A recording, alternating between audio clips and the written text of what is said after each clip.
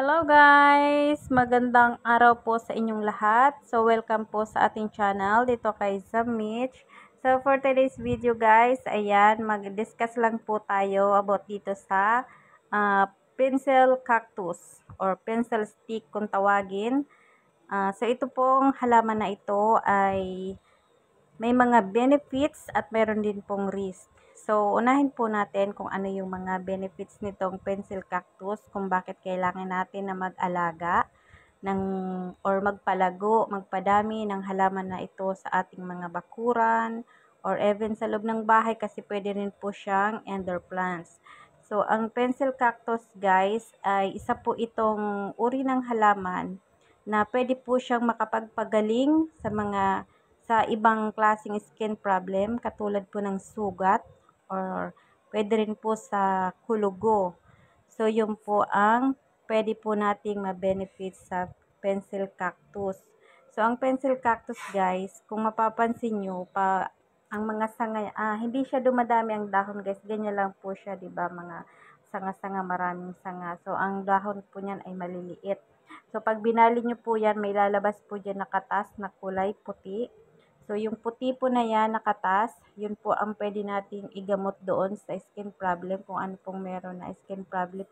Pero, commonly po na ilalagay po yan ay sa kulugo. Yan po ay, para sa akin lang po, personal, personal experience sa probinsya, doon sa amin sa probinsya. Yan po ang ginagamot doon sa mga mayroong kulugo. So, nakakagamot po siya at nakakaalis naman po talaga. So, yan po ay bago nyo ilagay doon sa part ng may kulugo, kailangan nyo po yan ay lilinisin muna.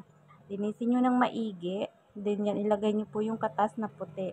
So, gagawin nyo po yan araw-araw hanggat hindi na aalis yung kulugo.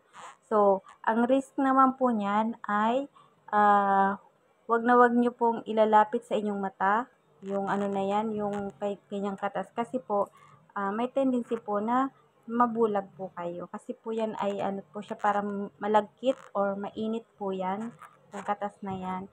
So, delikado po yan din sa mata. So, doon lang po siya kailangan ilagay sa part na may kulugo or may sugat. Basta lilinisin lang po yung sugat or yung balat na mayroong problema. So, yan po yung kagandahan po ng may alaga tayo or may tanim po tayong pencil cactus sa ating bakuran. Sa panahon ngayon guys, doon sa probinsya namin, bihira ko nang makita yan. Parang mahirap na siyang hanapin ngayon. Hindi naman mahirap magpadami niyan kasi ano naman po siya, madali siyang tumubo. Makukuha nyo lang po yan, yung stick na yan, yung medyo matanda na siya, yun po ang ilagay nyo sa lupa. So, mabilis lang po siyang tumubo. So, yan nga guys. Dito, kung isi-search natin siya sa Google, yan po yung mga benefits na makukuha natin sa pencil cactus. So, ang pencil cactus guys, kung makikita natin dito sa Google, ayan, sinerch natin siya. Ito po ay mayroong scientific name na Euphorbia terocali. So, ang family name niya is Euphorbiaceae. So, ang genes niya is Euphorbia. Then, nagmula siya sa halaman ng mga plantae. So, yan po.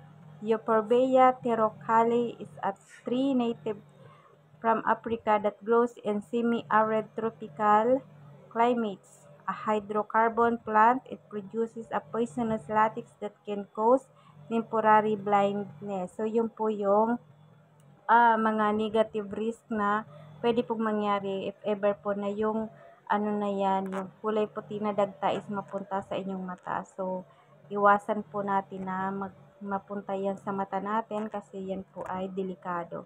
Kasi mainit po yan. Mainit po ang ano, tsaka medyo malagkit po siya. So, kaya kung gagamit tayo at magagamot sa mga part na may sugat or may kulugo, iwasan po natin na mapahid sa ating mga mata.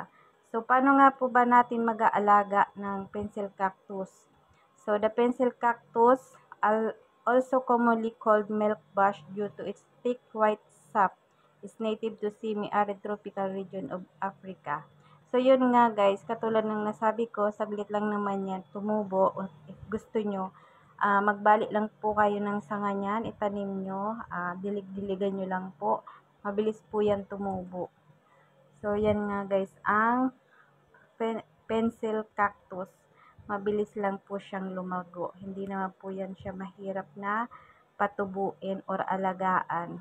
So, may benefits po siya at meron din po siyang risk or dangerous po siya na yung dagta niya is mapunta sa mata. So, iwasan lang po natin yung mga ganong pangyayari. So, ayun nga guys, yun yung ating video for today. Ang benefits at hindi pwedeng ano yung risk ng pencil cactus na pwedeng ibigay sa atin guys. So, ayun po guys, maraming salamat at sana po kahit papaano ay nakapagbigay po tayo ng small information about the pencil cactus. Gamot po siya. At the same time, maganda din po siya sa alagaan, tingnan pag lumalago na siya sa bakura natin. So, yun guys. Maraming salamat po and thank you. At sana po sa mga susunod nating video ay nandyan pa po kayo. Don't forget po na mag-like at mag-subscribe. Thank you for watching. Bye and God bless.